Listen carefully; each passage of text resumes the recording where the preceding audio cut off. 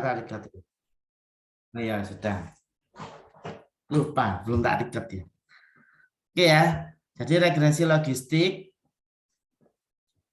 kita bagi menjadi 3 ya.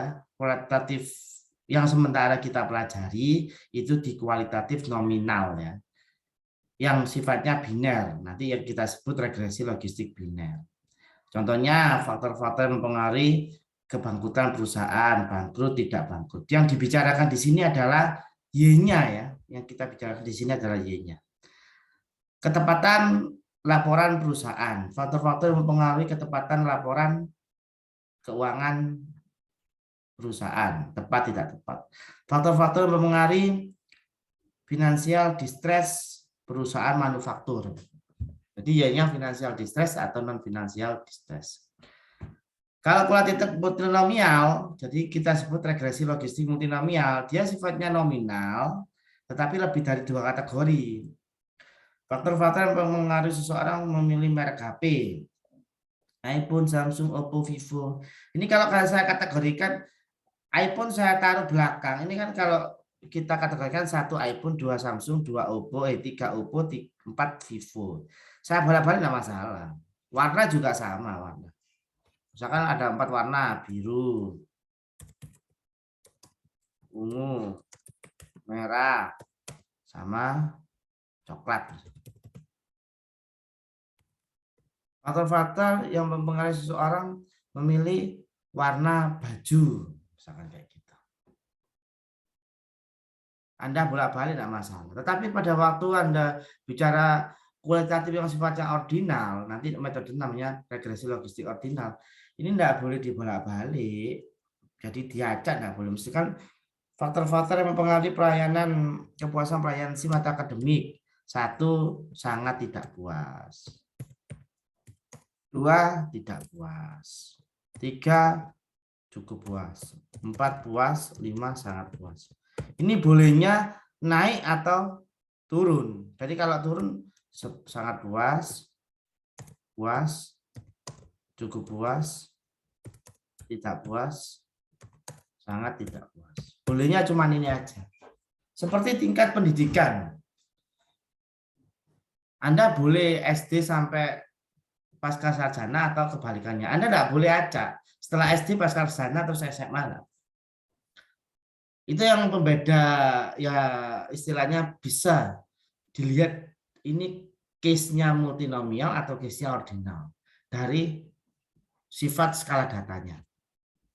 Dan banyak lagi ya sifat-sifat ordinal ya. Faktor-faktor mempengaruhi seseorang apa ordinal? Kalau kepuasan, loyalitas, kebermanfaatan,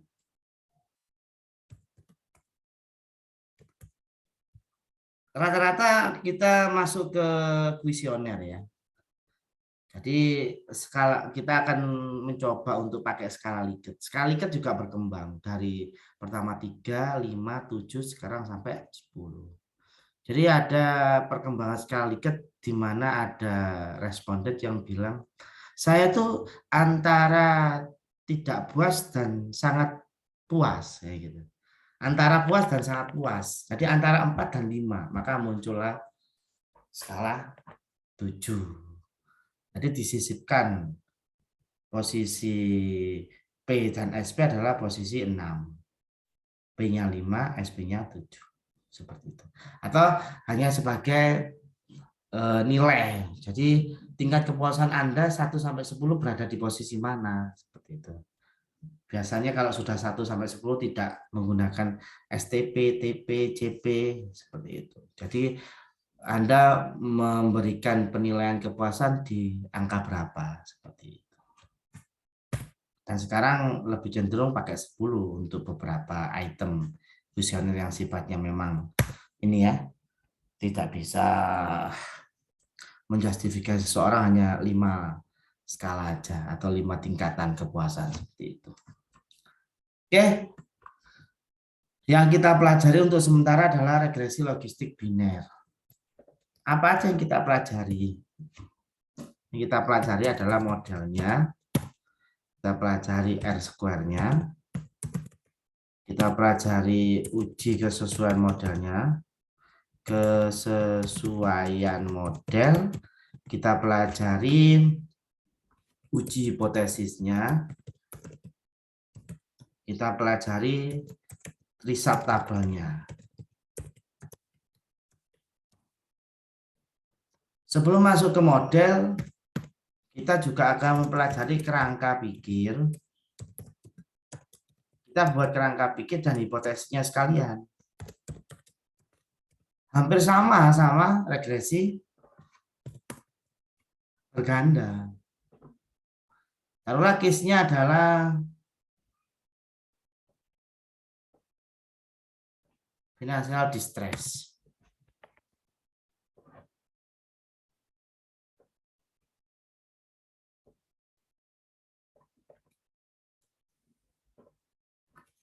Profitabilitas kita wakil dengan ROA misalkan. Terus struktur modal kita wakili dengan DER misalkan.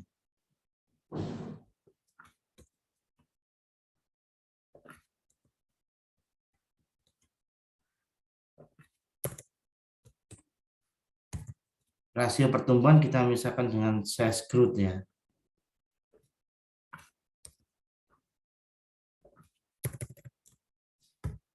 Misalkan kayak gini ya. 3 jam misalkan.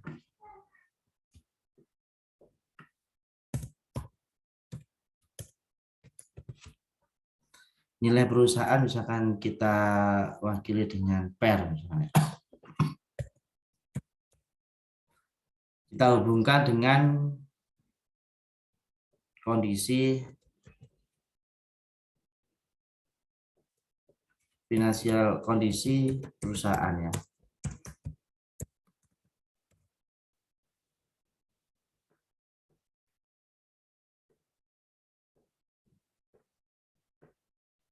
Kondisi perusahaan di sini kita breakdown.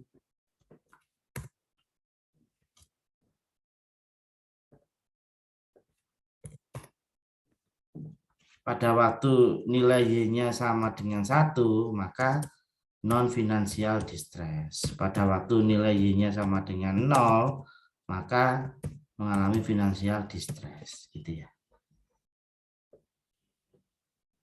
Misalkan kayak gini ya. Kita panah.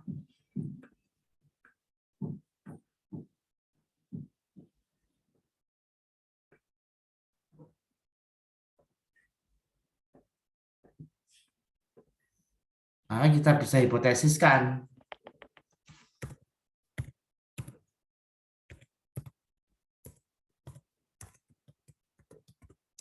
Misalkan A1, A2, A3, A4 ya.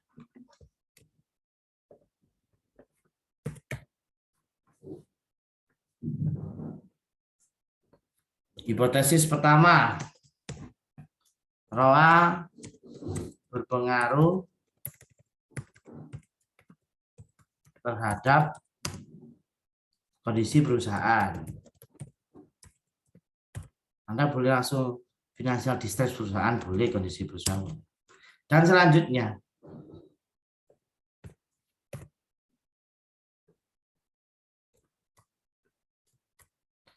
pada waktu penulisan nanti, ROA itu cenderung mengukur profitabilitas. Jadi pada waktu Anda menulis di bab 2, nanti Anda terangkan profitabilitas itu seperti apa. Di bab 3 baru nanti Anda terangkan di identifikasi variabel ya, definisi dan operasional variabel itu merujuk pada ROA-nya.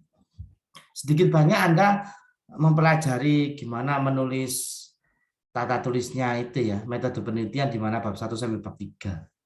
Sedikit banyak belajar sekarang karena Anda juga harus paham kotak dan bunder itu posisinya apa. Pada waktu Anda bicara kotak, maka dia variabel, observe variabel kan, kemarin sudah Pak Bisri diterangkan itu. Pada waktu Anda bicara bunder atau elis, maka unobserved variabel. Seperti itu.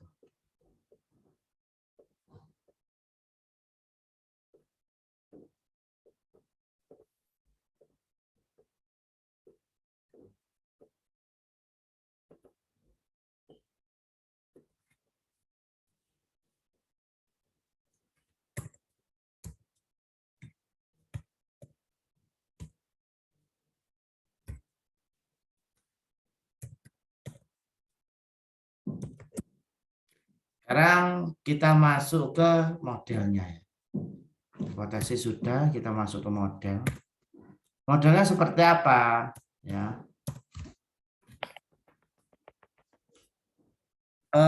Untuk regresi logistik itu kita bisa sebut regresi ini ya, regresi linear tidak sejati ya, atau non-linear tidak sejati juga bisa. Karena masih bisa dilinearkan. Ya, karena masih bisa dilinearkan. Seperti apa itu?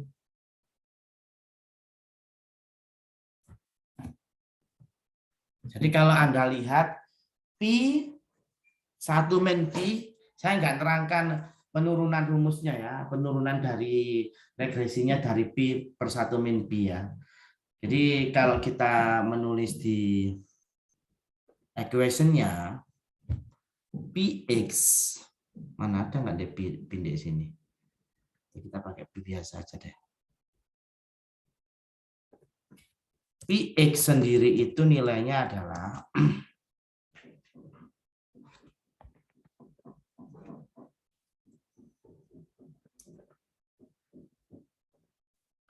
eksponen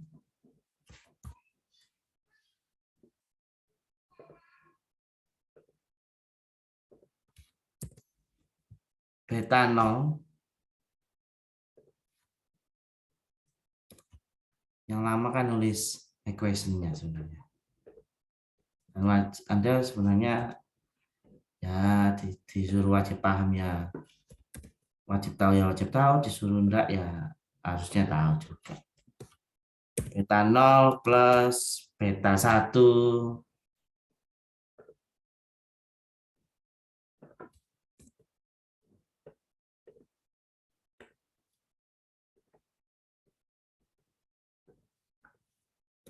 plus titik-titik plus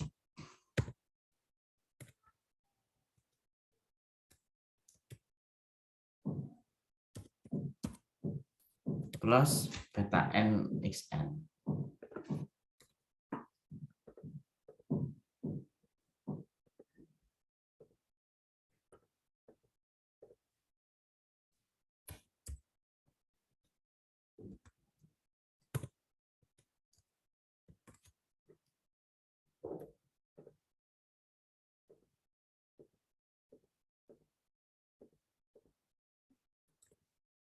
Ini x1 ya.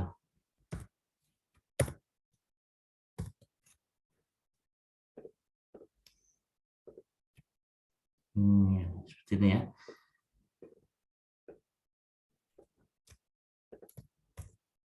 Satu min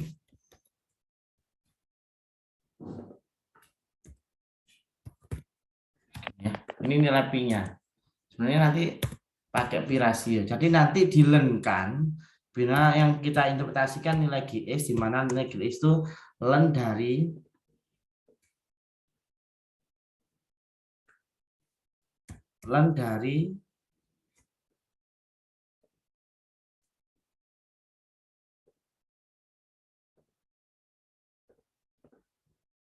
Px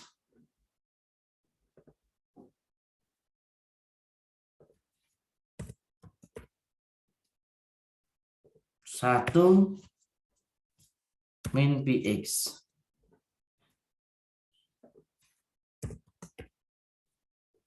Ini nanti dihasilkan adalah beta 0, beta 1 ini akhirnya nanti. Maka bicaranya adalah non-linear regresi non-linear tidak sejati.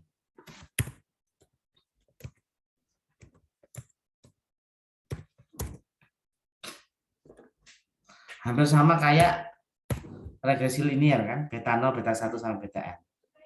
Jangan lupa ada i-nya, selalu ada i-nya. Ada i-nya. L-nya plus i.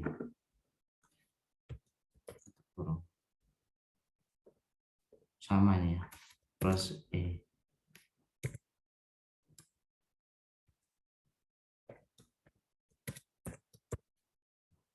Ini juga sama, plus E. Hampir sama, tapi yang dibicarakan adalah nilai outrasi yang diinterpretasikan. Ini modelnya ya. R square, untuk R square kita pakai Nagelkerke ya. Nagelkerke. Hampir sama seperti koefisien determinasi. Ini hampir sama seperti koefisien determinasi. Untuk uji kesesuaian model, kita gunakan beberapa uji ya.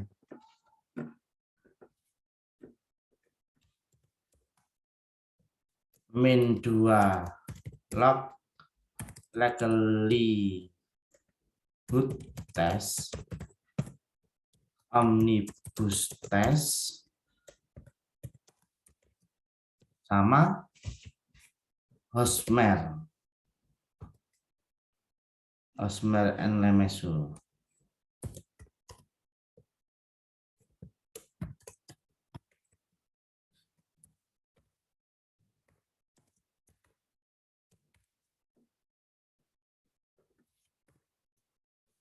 Seperti apa? Ya.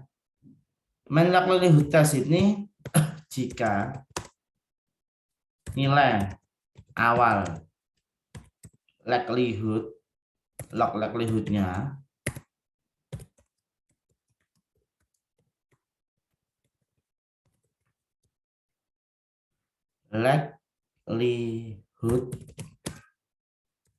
menurun sampai konvergen pada titik tertentu,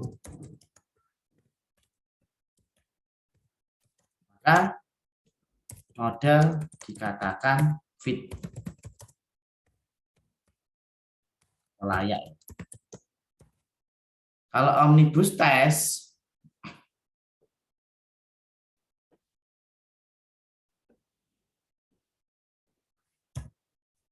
kita gunakan hipotesis yang berkebalikan dengan hipotesisnya Hosmer.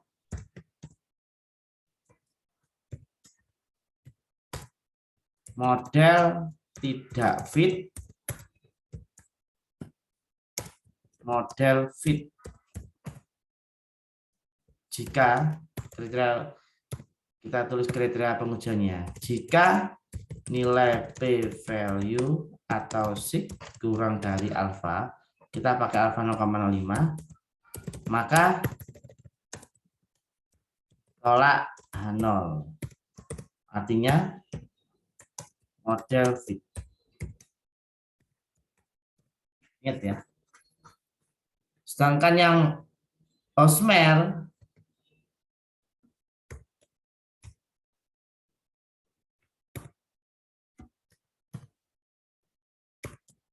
kebalikannya, ini model tidak fit, model fit. Ya. Model dikatakan fit jika nilai p-value lebih besar sama dengan 0,05. Ini berkebalikan.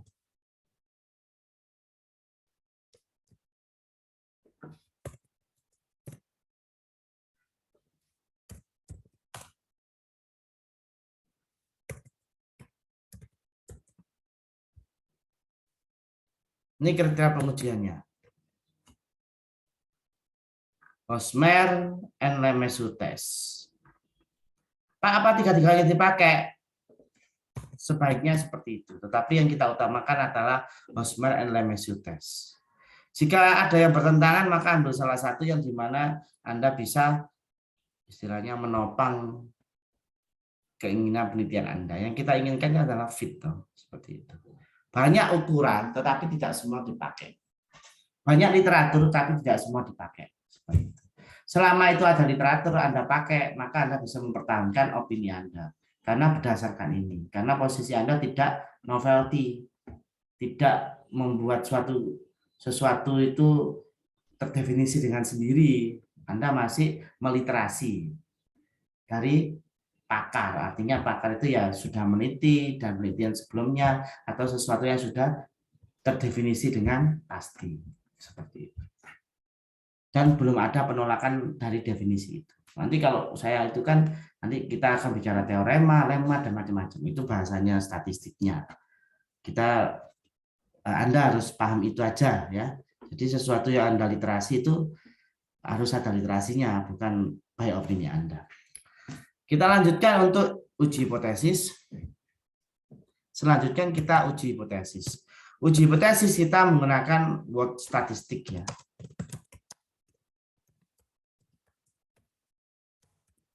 Di mana kriteria pengujiannya tetap jika p-value atau nilai sig kurang dari 0,05 maka hipotesis diterima.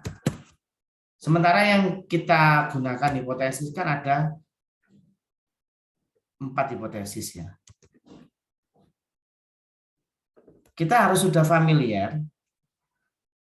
H1, H2, H3, H4 ini artinya H1. H1 ke 1, H1 ke 2, H1 ke 3, H1 ke 4. Kalau kita breakdown, bisa kita tuliskan H0-nya ini sendiri itu tidak berpengaruh. Sedangkan H1-nya berpengaruh. Jadi istilahnya kita sudah generalisir di ekonomi itu penulisan tidak selalu H0, H1. Tapi kalau kita membicarakan hipotesis itu merujuknya terhadap H1. Jadi kalau H1 sampai H4 ini artinya H1 ke 1, H1 ke 2, H1 ke 3, dan H1 ke 4. Kalau H1 mau diterima, maka harus tolak H0. Posisi tolak H0 adalah signifikannya harus kurang dari 0,05. Artinya hipotesis terima itu sama dengan tolak H0. Anda logika. Kalau H0 ditolak kan Anda ya ke satunya. Kalau satu ditolak kan otomatis ke satunya. Kalau H0 ditolak maka ke H1. H1 diterima maka karena penulisan ini referensi by hipotesis. Hipotesis ini adalah merujuk ke hipotesis 1 atau H1 maka hipotesis diterima. Dan seperti itu selanjutnya.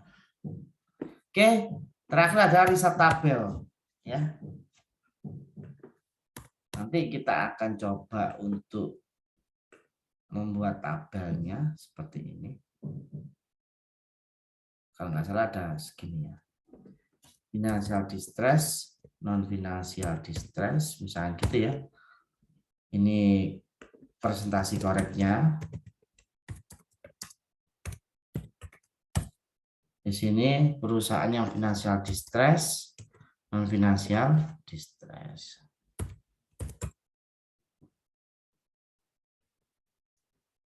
Kalau nggak salah kurang satu ya. Ya mungkin gini ya, nanti kita lihat hasilnya. Oke, kita masuk ke study langsung biar Anda paham. Kita ke SPSS-nya dulu. Data modul. Kita gunakan regresi logistik.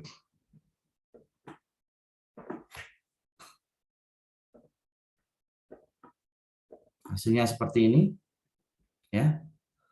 ROE DER kita tadi menggunakan per sales growth ROE sama DER ya.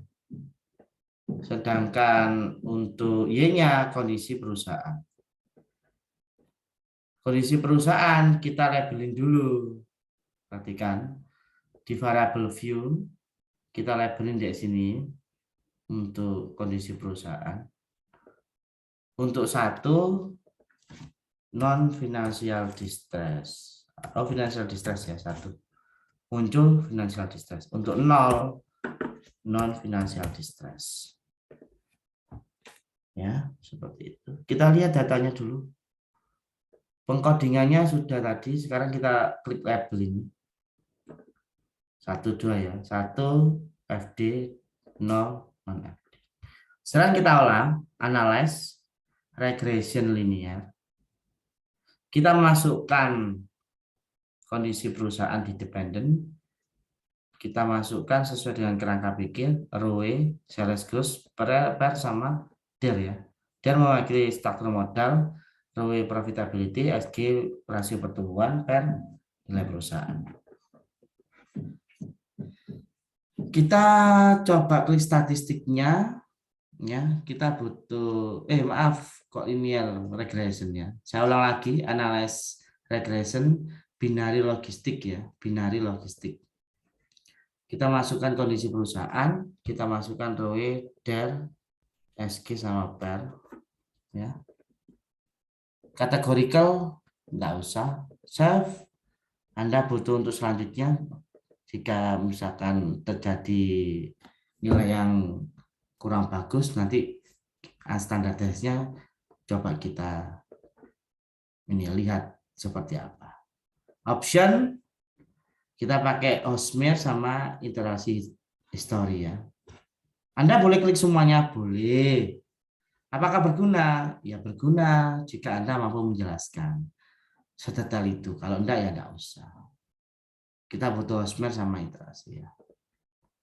Style enggak usah. Bootstrap enggak, kita bootstrap. Kita sementara pakai metode banyak ya.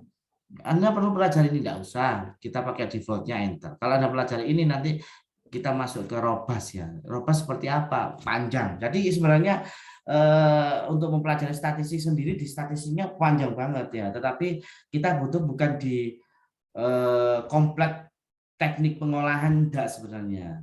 Anda di posisi keilmuan ekonomi atau ya ekonomi dan manajemen ya, akuntansi ekonomi dan manajemen, itu butuhnya adalah Anda dapat hasil sudah sesuai dengan kriteria metode, memenuhi lah ya. Kalau misalkan parametrik memenuhi parametriknya, terus habis itu yang Anda butuhkan adalah pembahasannya seperti itu. Hubungan antar variabel itu yang akan Anda tekankan atau Anda bahas secara kompleks. Jadi bukan ya boleh lah ya, boleh kecanggihan dari metode jika memang tidak mendapatkan hasil yang bagus. Tetapi konsentrasi Anda untuk strata 1 bukan di situ. Jadi konsentrasi Anda di lebih kecenderung ke pembentukan hipotesis di mana penelitian terdahulu dan pembentukan dari teori ya. Anda paham hubungan antar variabel, nanti diolah, muncul, dijelaskan lagi hubungan antar variabel itu, diperjelas lagi di pembahasan. Dan ditambah juga dengan peneliti terdahulu yang bertentangan. Nanti Anda munculkan implikasinya. Lebih ke situnya, lebih ke terapannya ya. Lebih ke bergunanya informasi itu untuk menjelaskan hubungan antar variabel. Seperti itu. Kita oke dulu ya. Oke, yang kita pakai adalah block 1 ya, bukan beginning block ya. Kita masukkan dulu di uji kesesuaian model dulu. Anda lihat inisiali ini awal dan iterasi historinya, pernah nggak dia naik? Nggak pernah, turun terus, konvergen di angka ini ya. Konvergen di angka 88. Maka dia model fit ya, model fit. Jadi nilai awal likelihood-nya menurun sampai konvergen pada titik tertentu, model fit. Omnibus test sekarang ya. Kita masuk ke omnibus test. Kita lihat hasilnya.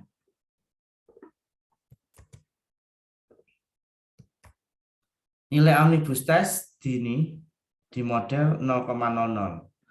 Lebih kecil dari 0,05, maka model fit ya, model fit. Ini sudah saya berikan keterangannya, model fit ya.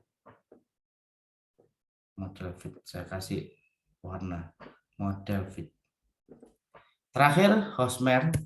Sebenarnya bukan terakhir ini justru yang pertama ya. Yang istilahnya yang menjadi rujukan itu sebenarnya adalah Hosmer and Lemaitre test. Yang lain itu bisa menjadi pelengkap.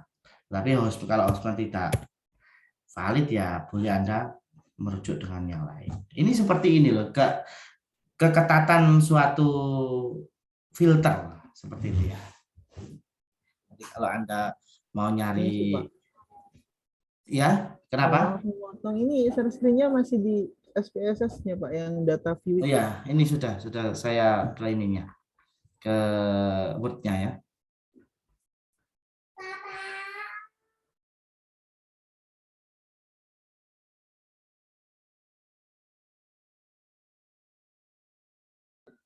Oke, saya lanjutkan. Ini kalau kita lihat dari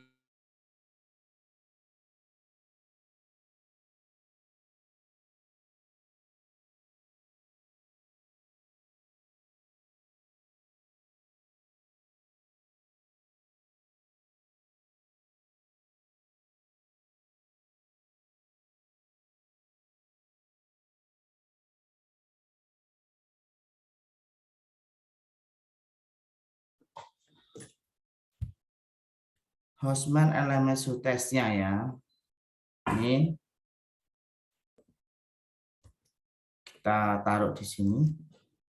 Anda perhatikan nilainya lebih dari 0,05, maka model fit. Yang jadi utamanya ini ya, yang lainnya bisa sebagai pelengkap ya. Jadi Anda merujuk yang pertama adalah Hostman LMSU testnya. Setelah Anda ke kesesuaian model, Anda bisa masuk ke R-square.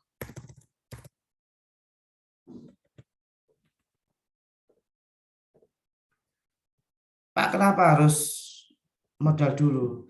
Ya lazimnya kayak gitu. Kalau modelnya enggak fit, sebenarnya enggak bisa dijelaskan, enggak diteruskan gitu ya. Tetapi kalau menjadi keterbatasan ya enggak apa-apa. Oke, kita lanjutkan di Nagelkerke ini. Nagelkerke sama persis keterangannya seperti koefisien determinasi. Anda bisa tuliskan sendiri ya. Seperti Anda menjelaskan variability antara variabel independen terhadap variabel dependen. Nagelkerke kan nilainya 0,332 ya. Berarti lemah ya. Kita pakai punyanya Guilford ya. 0 sampai 0,2 sangat lemah, 0,2 sampai 4 lemah, 0,4 sampai 0,6 cukup, 6 sampai 8 kuat, 0,8 ke atas sangat kuat seperti itu. Anda tulis sendiri seperti koefisien determinasi. Selanjutnya kita masuk ke model. Model tabelnya berelasi dengan uji hipotesis ya. Relasi dengan tabel uji hipotesis.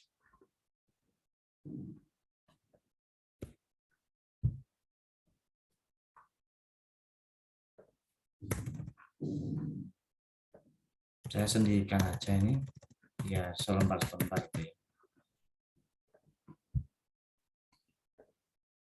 Uji hipotesisnya di tabel in the equation ya. Kita klik di sini. Anda lihat ini signifikannya.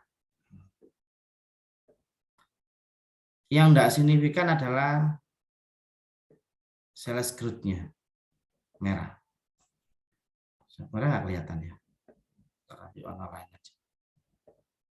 Biru. Ya. Yang lain kan kurang dari 0,05.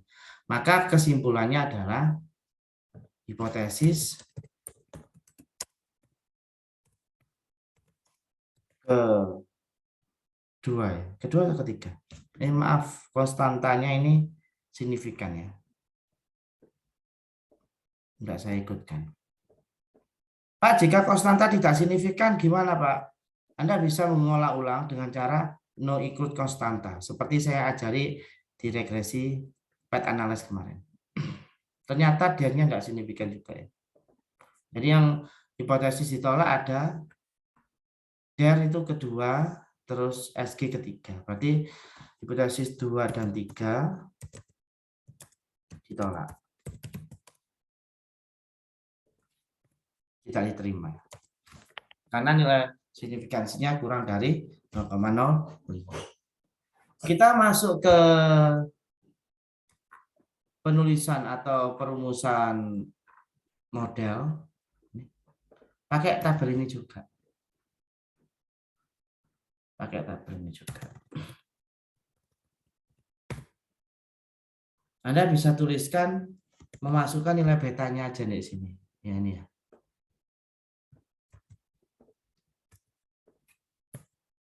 Beta nolnya konstanta. Jika konstantanya tidak signifikan, maka diolah ulang tanpa melibatkan konstanta. Itu juga berlaku untuk regresi linear berganda. X1-nya tadi apa? X1-nya adalah ROA der SG per. ROA, ini ROE ya. Saya ganti aja ini ROE ya.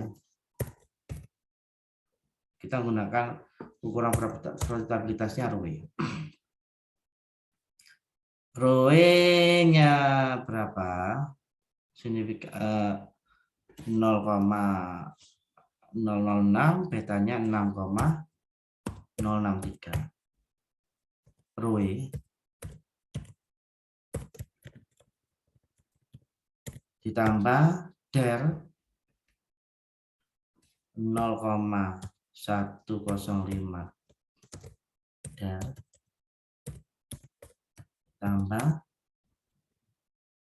negatif 0,770 sales group ditambah 0,110 per plus.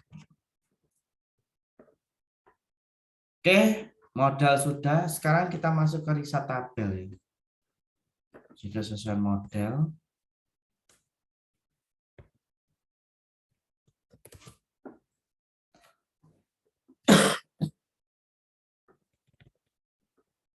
omnibus, sosmer, hipotesis, riset tabel. Ini langsung saya gantikan aja.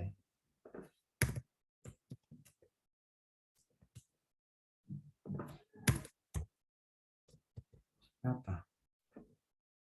Kok nggak mau hilang? Bentar, saya cut dulu.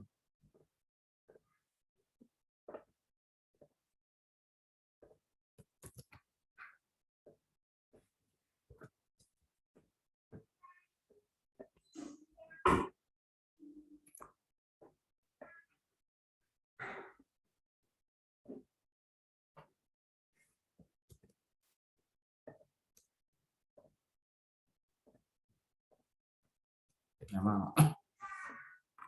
Biarinlah ya. Anda lihat kondisi perusahaan NFD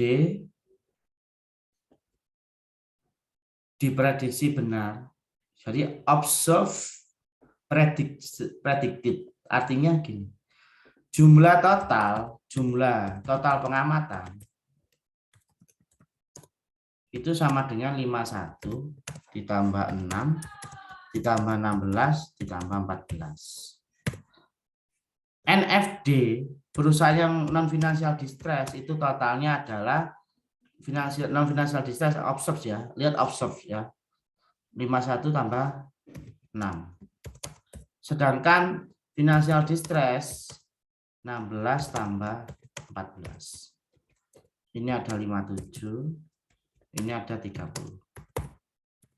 Nah, ini totalnya berapa? 87. Sekarang persentase koreknya dari mana ini? Bicara 89,5 artinya apa? Perusahaan yang diestimasi benar ya. Untuk non financial distress, perusahaan non financial distress yang diestimasi benar itu sebanyak ini. Yang benar itu yang pas sama ya. NFD, MD benar, FD ke FD benar. Non financial distress 51 dari 57. Maka menghasilkan 89,5%. Sedangkan FD 14 dari 30. Menghasilkan 46,7%. Persentase overall persentase koreknya ya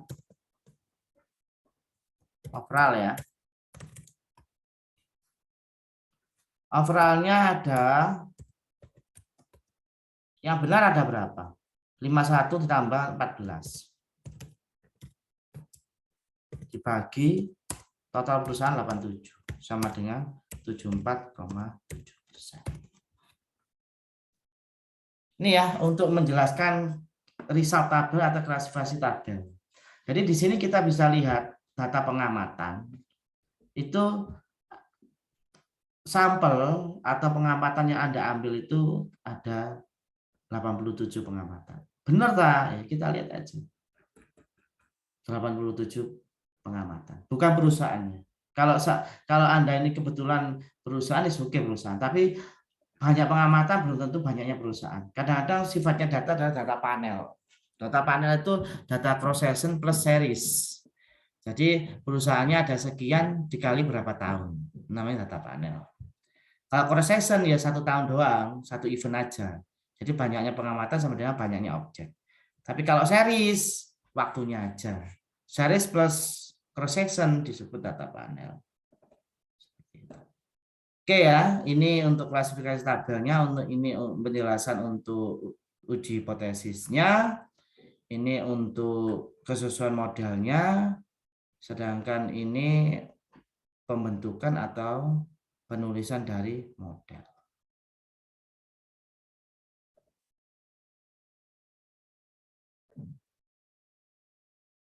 Ini untuk apa namanya konstantanya kita ambil dari ini ya, dari beta nih. Untuk konstantanya Pak Bisi tadi saya tulis ya, min 3,263. Oke.